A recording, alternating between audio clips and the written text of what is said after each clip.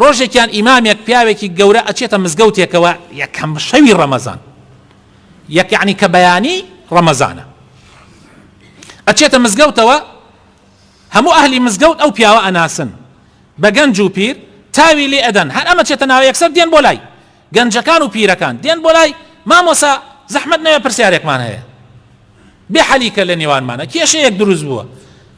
ئەویشە فەرموویە فەرموون ئەڵێن وەڵاهی ئەم گەنجانە ئەڵێن با نوێژی تەراوی 8 ڕکات بکرێ و 3 ویتر بێتە 11، هەر ئەوە ناکەین، پێغەمبەر صلی الله علیه وسلم شەو نوێژی 11 ڕکات کردووە. ئێمەش ئەڵێین ئیمامی عومەر 20 ڕکاتی کردووە و 3 ویتر 23 ڕکات، لە مەککە و لە مەدینەش هەر 23 ڕکاتە کرێ.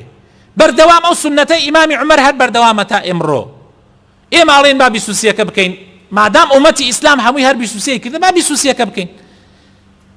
ئێستا خلافێ زۆر دروست بووە و خەریکە ئاژاوە دروستەوێت لە نێوانمانە.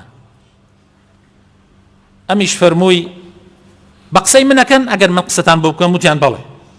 هەردوو لا ڕازی بوون مامۆسا قسە بکەوە، بە عالمیان ئەزانی.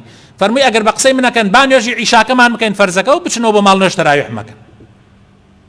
هەردوو لاوتیان چۆن نوێژ تەراویح نەکەین؟ ئەی چۆن نوێژ تەراویح نەکەین؟ فەرمووی نوێژی تەراویح سنەتە یا فەرزە؟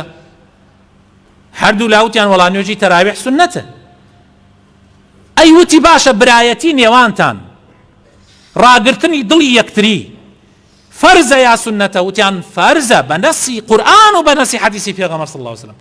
برایەتی من و تۆ فەرزە، دڵ ڕاگرتنی من و تۆ لە یەک عاجز نەبین فەرزە.